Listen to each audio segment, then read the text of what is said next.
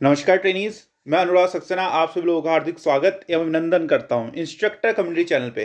तो ट्रेनीज, आज की जो वीडियो है ये हमारी फिटर सेकंड ईयर के बच्चों के लिए। आज की इस वीडियो में हम लोग फिटर सेकंड ईयर का जो भारत स्किल का ऑफिशियल पीडीएफ है उसका सेमेस्टर थर्ड मॉड्यूल 1 चैप्टर का नाम है असेंबली, उसके क्वेश्चन 76 से लेके 100 तक करने वाले हैं। इससे पहले के जो क्वेश्चन है 1 से लेके 25, फिर 25 से 50 और बाकी क्वेश्चन अपनी पहली वीडियोज में डिस्कस कर चुके हैं। और सेमेस्टर 4 हम ऑलरेडी अपनी जो हमारी खास प्लेलिस्ट हमने इस सीरीज के लिए बनाई है ITS second year Bharat skill solve, तो उसमें जाके आप उनको विजिट कर सकते हैं।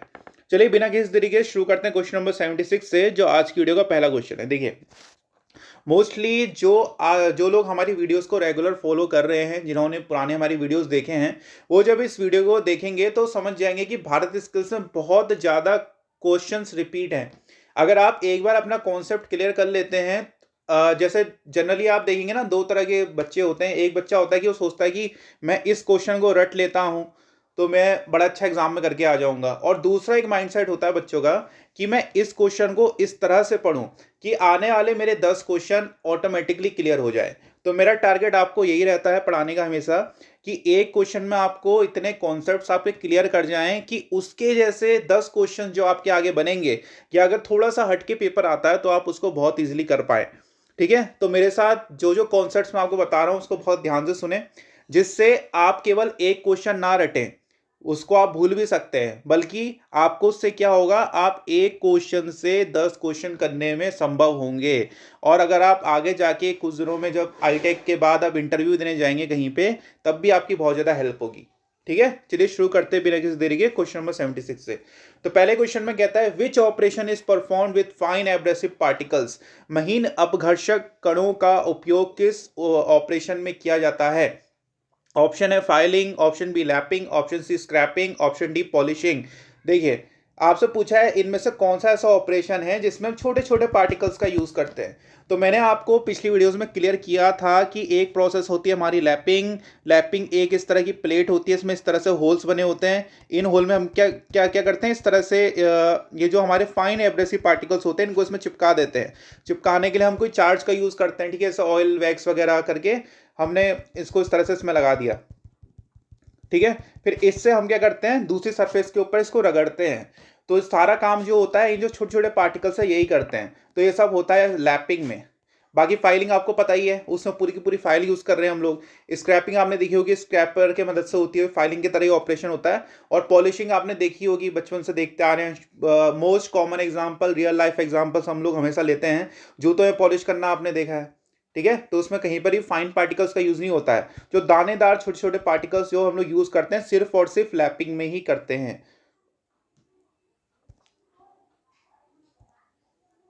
ठीक है, अगले क्वेश्चन में देखिए, तो इसका सही आंसर हो गया लैपिंग। अगले क्वेश्चन में कहता है, what is the purpose of normalising.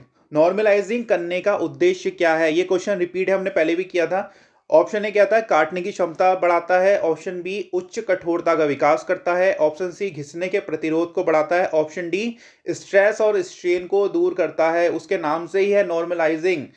ठीक है, जब भी हम कोई मटेरियल में वर्क करते हैं, आप फिटर वाले हैं, अगर आप लोहे को घिस रहे हैं, काट रहे हैं, उसको हथौड़े से मार रहे हैं, तो जैसे मान लीजिए अभी हमारा कोई मटेरियल ये था, कोई रॉड है, अब आपने उसको से ठोका तो इस तरह से हो गया।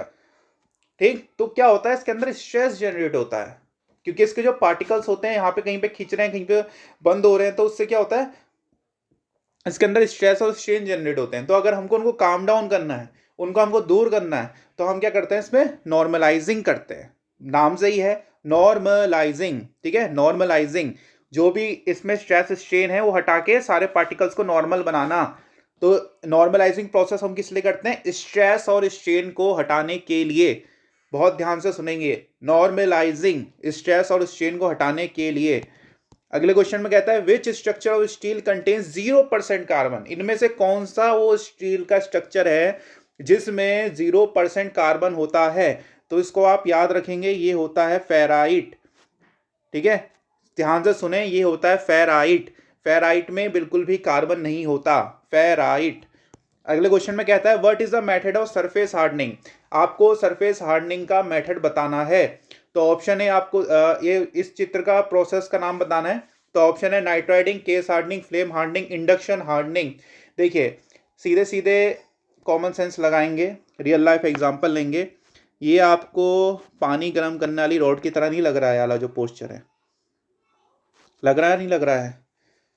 पानी गर्म करने वाली रॉड किससे यूज कनेक्ट होती है? इलेक्ट्रिसिटी से चलती है। तो ये जो प्रोसेस है आपकी इलेक्ट्रिसिटी से ही रिलेटेड है, ठीक है। इसको हम बोलते हैं इंडक्शन हार्डनिंग। ये इंडक्शन हार्डनिंग का डायग्राम है, ठीक है। इसमें बिजली का यूज करके हम जो भी मटेरियल होता है उसको गर्म करते हैं। मगर एक फिगर यहाँ पे ऊपर और है जिसमें इस तरह से सर्कुलर रिंग बनाई हुई है और यहाँ पे आग आपको दिखाई है। पिछली वीडियो में हमने उसको डिस्कस किया था, ठीक है। वो फ्लेम हार्डनिंग होता है। तो फ्लेम, ये इंडक्शन हार्डनिंग का है, इसको ध्यान से देखेंगे आप। अगर यहीं पे अगर आपको आग दिखाई होती तो वो फ्लेम हार्डनिंग होता। तो इन दोनों में से कोई क्वेश्चन आएगा तो आप कंफ्यूज ना करें। यह है फ्लेम हार्डनिंग और आपको मैं यह है इंडक्शन हार्डनिंग बिजली वाला, और फ्लेम हार्डनिंग का मैं आपको इमेज दिखा देता हूं दोबारा से, ठीक है। अगर मिल जाए जल्दी, थोड़ा सा वेट करें, ठीक है। ये देखिए, ये है हमारी फ्लेम हार्डनिंग। तो दोनों का फिगर थोड़ा सा मिलता जुलता है तो आप लोग कंफ्यूज ना हो, ठीक है। इसमें देखिए यहाँ पे आपको आग दिख रही है तो ये फ्लेम हार्डनिंग है, और जो हमारा यहाँ पे है जिसमें हमको आग नहीं दिख रही, ये हमारा इंडक्शन हार्डनिंग है। ये देखिए, ये इंडक्शन हार्डनिंग है, ठीक है। तो इसका आंसर हो गया इंडक्शन हार्डनिंग। अगले क्वेश्चन में कहता है विच टाइप ऑफ की is used for transmitting high torque on both direction of rotation? 80 का डी, ठीक है। टेंजेंशियल की है इसका आंसर। डायरेक्शनल टॉर्क को प्रेषित करने के लिए किस प्रकार की कुंजी का उपयोग किया जाता है? टेंजेंशियल की। जिन्होंने अभी तक हमारी वीडियो देखी होंगी अभी तक क्लियर हो चुका होगा कि की का हम यूज क्यों करते हैं, ठीक है। तो टेंजेंशियल की हमारी एक ऐसी की होती है जिसमें हम डायरेक्शनल टॉर्क को दोनों दिशा में ट्रांसमिट कर सकते हैं, ठीक है। इसका आपको पिक्चर दिखा देता हूं टेंजेंशियल की कैसी होती है। ये देखिए, अलग अलग तरह की हमारी कीज होती हैं। तो ये टेंजेंशियल की होती हैं, ये जो हमारी शाफ्ट होती है ना, इसमें इस तरह से कोने में इसको लगाया जाता है, इसलिए इसका नाम टेंजेंशियल की होता है,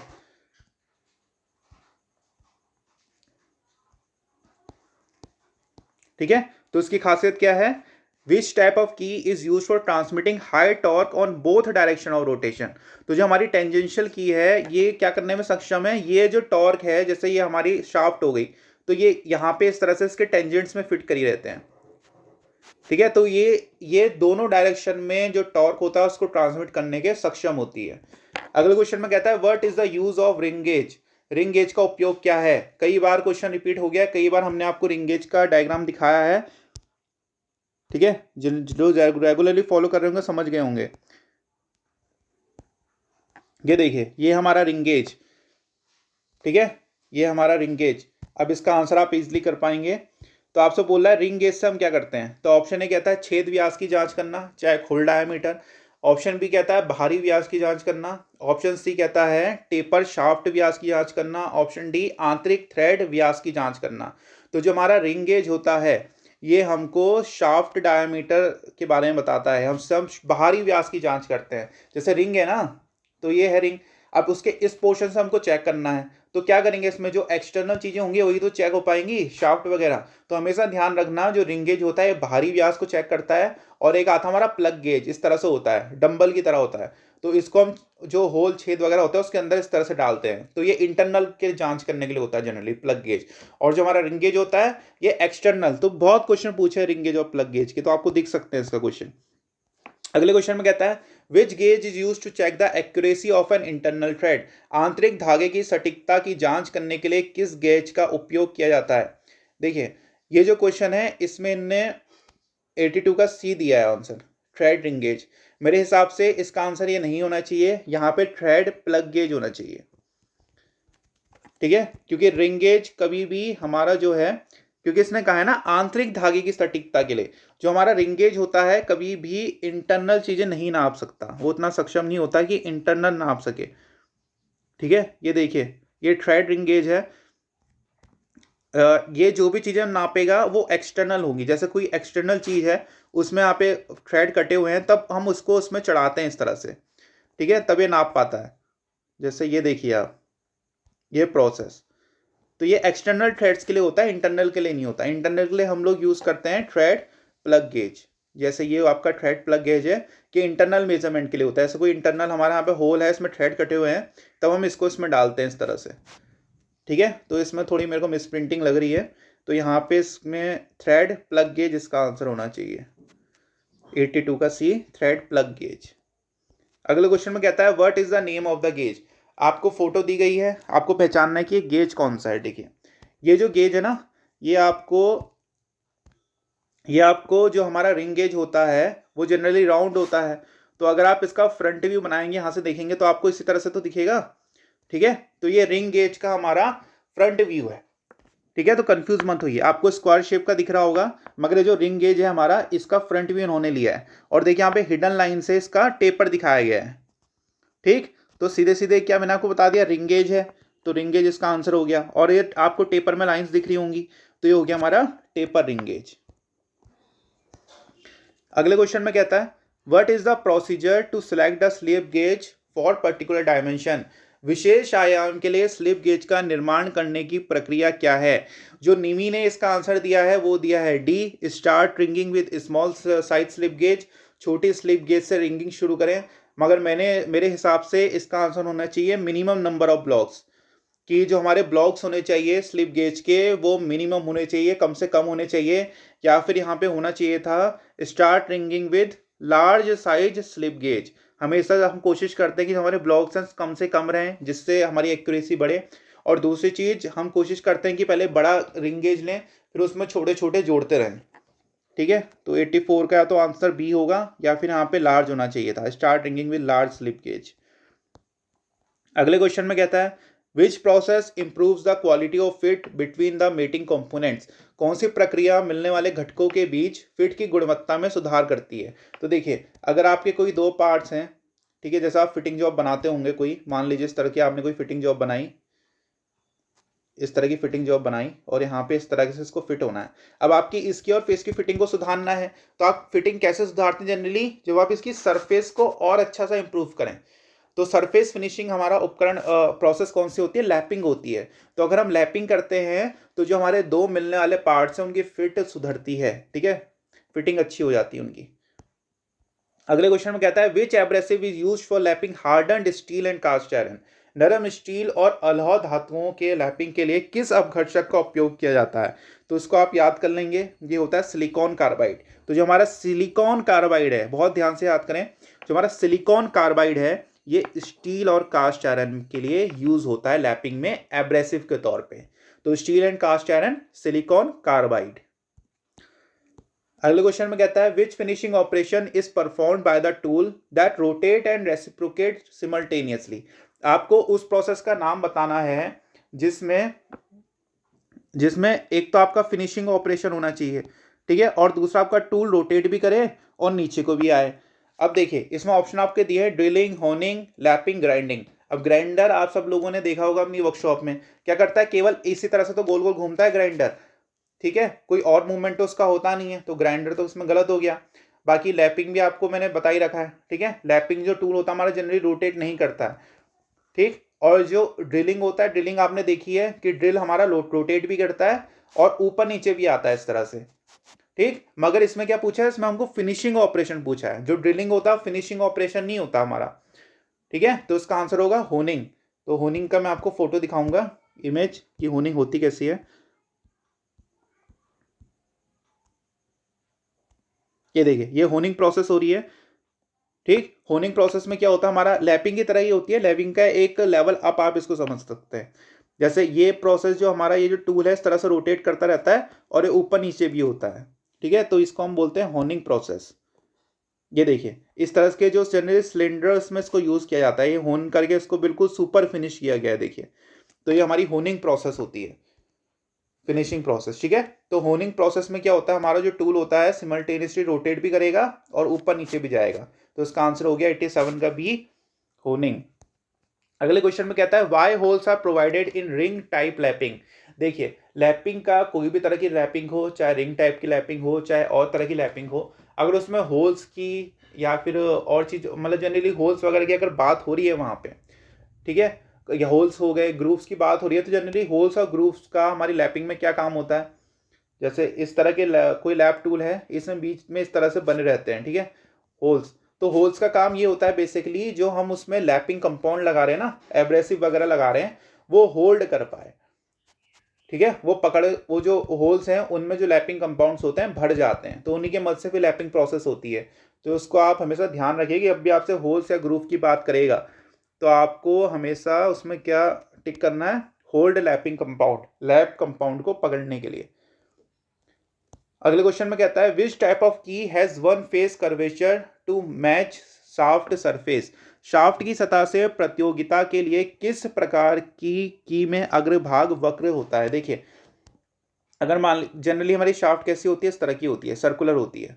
ठीक, अब अगर आपको इसके ऊपर की फिक्स करनी है, ठीक है, की क्या होती है हमारी, इस तरह से स्क्वायर या रेक्टेंगुलर उसका क्रॉस सेक्शन आप कह सकते हैं, तो सर्कुलर के ऊपर कैसे फिक्स होगी, तो नहीं हो पाती ना फिक्स। तो इसलिए हम क्या करते हैं, जैसे हमारी शाफ्ट है, मैं इसका सामने से देख रहा हूँ, फ्रंट व्यू बना रहे हैं, तब हम क्या करते हैं, एक विशेष प्रकार की हमारी की होती है जिसको हम बोलते हैं सैडल की, हॉलो सैडल की।